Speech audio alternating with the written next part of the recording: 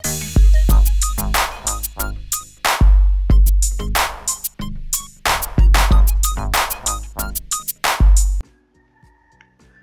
শিক্ষার্থী বন্ধুরা, কেমন আছো সবাই? আজকে আমরা আলোচনা করব ষষ্ঠ শ্রেণীর বীজগণিত বইয়ের বীজগণিত অধ্যায়ের সরল সমীকরণ। পঞ্চম অধ্যায় আমাদের সরল সমীকরণ। তো সমীকরণ বলতে কি বুঝি? দেখো, সমীকরণ বলতে আমরা বুঝি যে সমতাকরণ, একটা এরকম দাঁড়িপাল্লার মতো অবস্থা, এরকম একটা দাঁড়িপাল্লার মতো অবস্থা, এরকম দুই পাশে কিছু থাকবে, অর্থাৎ সমীকরণ হলো আমাদের ঠিক একই রকম দাঁড়িপাল্লার মতোই, মাঝে সমান সমান থাকবে এবং দুই পাশে কিছু রাশি থাকবে এবং এই রাশিগুলোকে আমাদের কি করতে হবে? সবসময় সমাধান করে একটা বীজ নির্ণয় করতে হবে। তো এই রাশিগুলো আমরা যখন নির্ণয় করব তখন আমাদের যেটা করতে হবে সেটা হলো যে আমরা মনে রাখবা দাঁড়িপাল্লাতে মনে করো যেমন এরকম একটা সমান দাঁড়িপাল্লা আছে, আমাদের যে রাশি দেওয়া থাকে সেটা একটা সমান রাশি সবসময় দেওয়া থাকে। এই দাঁড়িপাল্লার যদি তুমি এই পাশে ধরো 100 গ্রাম ওজনের একটা বাটখারা রাখো, রাখলে কি হবে? এটা এই পাশে নেমে আসবে। তখন আবার কি করতে হবে? তখন আবার এই পাশে যদি 100 গ্রাম আমরা একটা বাটখারা না দেই তখন আমাদের কি দাঁড়িপাল্লাটা কিন্তু সমান থাকবে না।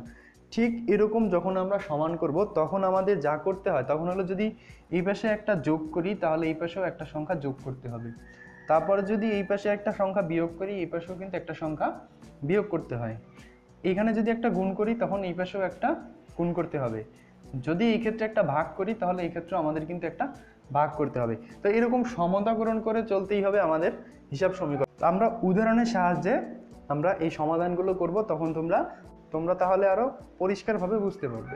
দেখো, তোমাদের বইয়ের 21 নম্বরে একটা অঙ্ক আছে। দেখো 21 নম্বর অঙ্কটা করাই, এখান থেকে তোমরা বুঝবা যে 7x - 2 = x plus 16। তাহলে এটা যদি আমরা সমাধান করতে চাই তো দেখো, যা বলছিলাম বীজগণিতিক রাশিতে কি থাকবে? একটা চলক থাকবে, সহগ থাকবে, যা থাকবে আমাদের কি করতে হবে? সেই চলকের মান নির্ণয় করতে হবে। হ্যাঁ, তাহলে আমাদের চলক হচ্ছে এখানে x, তাই না? কারণ x এর মান আমরা জানি না, অন্যান্য সব মানগুলো কিন্তু আমাদের লেখা আছে, দেখছো? তো এই মানগুলো যখন আমরা কি করব? নির্ণয় করব। তো নির্ণয় করার জন্য আমরা যে পদ্ধতিটা করব, আমি এখানে বিস্তারিতভাবে করব, একটু বড় হবে কিন্তু পরবর্তীতে আমরা সহজে বুঝে ফেলবো। নিয়মগুলো একবারে আমরা বোঝার চেষ্টা করব। মনে রাখবা, সমীকরণ অঙ্ক করলে এইখানে বা লিখতে হবে, বা লিখলাম। এখন আমাদের কাজ কি?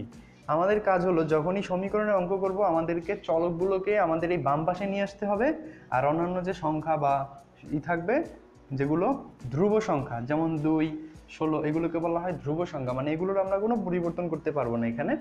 তো সেই সংখ্যাগুলোকে এই সমান সমান চিহ্নের ওই পাশে নিয়ে যেতে হবে। তো ওই পাশে নেওয়ার জন্য পদ্ধতি কি?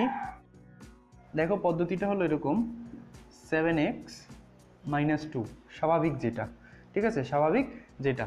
তো আমরা যদি 2 এই পাশ থেকে 2 সরাই ফেলতে চাই তাহলে এখানে আছে কি 2 বিয়োগ, এটার সাথে কি করতে হবে? 2 যোগ করতে হবে, x প্লাস।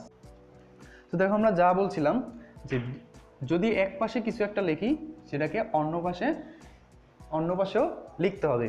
তো আমরা করি কি?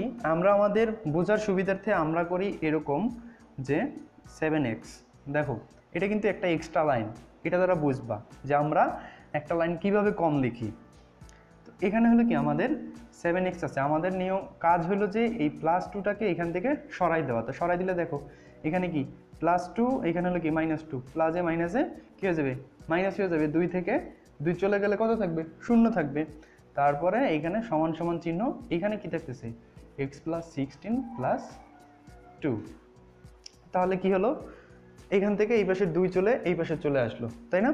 তো আমরা এটাকে সহজে বোঝার সুবিধার্থে আমরা বলি কি যে এই ক্ষেত্রে যদি একটা কোনো চিহ্ন মাইনাস থাকে সেটাকে আমরা যদি ওই পাশে নিয়ে যাইতে চাই তখন সেটা পরিবর্তন হয়ে কি থাকবে?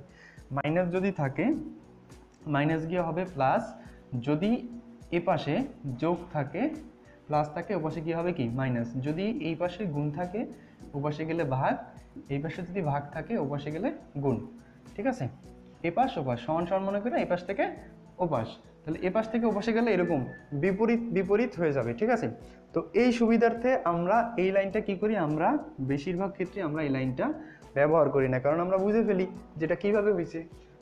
তো আমিও এই লাইনটাকে মুছে দিলাম তোমাদের বোঝার সুবিধার্থে। তো এই লাইনটাকেই আমরা সহজে ধরে নিলাম বা। তেমনি x এর মানটা কি হবে? এই পাশে দেখো আমরা জানি যে কোনো চলক বা সহগের প্রথমে যদি প্লাস থাকে তাহলে সেখানে লিখতে হয় না, তার মানে কি এটা যোগ প্লাস এক্স আছে, তো এই পাশে আসলে কি হবে মাইনাস এক্স হয়ে যাবে, তাহলে 7x মাইনাস এক্স ইকুয়াল, দেখো তাহলে কি এই পাশে তো দুইটাই একই সংখ্যা তাই না, দুইটাই ধ্রুব সংখ্যা, তাহলে 16 সাথে 2 যদি আমরা যোগ করি সেক্ষেত্রে আমাদের হবে 18। বা এখন দেখো তাহলে কি এখানেও এক্স চলক, এখানেও চলক কে এক্স, এইখানে একটা এক্স, এখানে 7টা এক্স, তো এটা প্লাস এটা মাইনাস, প্লাসে মাইনাসে কি হয় মাইনাস হয়, প্লাসে মাইনাসে মাইনাস হয়। তোমরা যদি এটা মনে না থাকে তো আমি এখানে লিখে দিচ্ছি, প্লাসে প্লাসে প্লাস হবে, প্লাসে মাইনাসে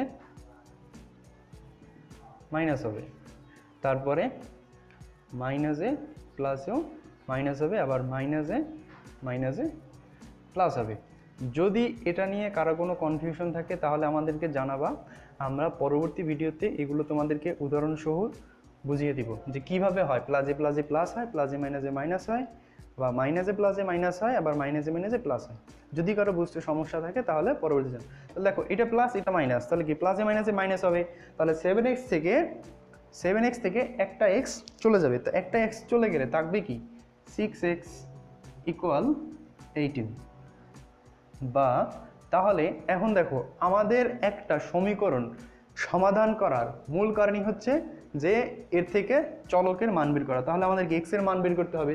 তো এক্স এর সাথে দেখো 6 কি গুণ হিসেবে আছে, তো কি বলছিলাম যদি গুণ ওই পাশে যায় তাহলে কি আমাদের ভাগ হয়ে যাবে। আমরা যদি একটু ওই দাঁড়িপাল্লা নিয়ম অনুযায়ী দেখি তাহলে কি করতে পারি, দেখো উভয় পক্ষকে যদি আমরা 6 দ্বারা ভাগ করি, উভয় পক্ষকে 6 দ্বারা ভাগ করলাম, তো 6 দ্বারা ভাগ করলে কি হবে লিখে দিবা, উভয় পক্ষকে 6 দ্বারা ভাগ করি, তাহলে কি দেখো এখানে একটা 6 এখানে একটা 6 কাটা যায়, এখানে 6 18 ভিতরে কতবার যাবে 3বার যাবে, তাহলে x ইকুয়াল 3। তো আমরা এইটাকে সহজেই আমরা এইভাবে লিখি, দেখো সহজটা আমি লিখে দিচ্ছি, এরকম ছিল আমাদের তাই না, 6x ইকুয়াল 18 বা x ইকুয়াল তাহলে 18, 6 ছিল এখানে গুণ, এই পাশে আসলে কি হবে ভাগ হয়ে যাবে, তারপর দেখো কাটলে কি হয় 3 থাকে, x ইকুয়াল 3। তো তোমরা বুঝতে যেটা সুবিধা হয় তোমরা সেভাবেই কিন্তু চাইলে এইভাবে করতে পারবা, কোনো সমস্যা নাই, কিন্তু মনে রাখতে হবে সমীকরণ সব সময় দুই পাশে আমাদের কি রাখতে হবে একটা সমতা রাখতে হবে, যদি আমরা এই পাশে একটা সংখ্যা লিখি ঠিক একই সংখ্যাকে ওই পাশে লিখতে হবে, ঠিক আছে। যেমন এই যে আমি এইখানে দেখাইছিলাম যে -2, আমরা এখানে -2কে সরানোর জন্য আমাদের কি +2 লেখার দরকার হয়েছিল। তো আশা করি সমীকরণ নিয়ে তোমাদের আর কোনো সমস্যা নাই, আমরা পরবর্তীতে অধ্যায়ভিত্তিক এই অঙ্কগুলো করানোর সমাধানের চেষ্টা করব। সাথে থাকার জন্য সকলকে ধন্যবাদ।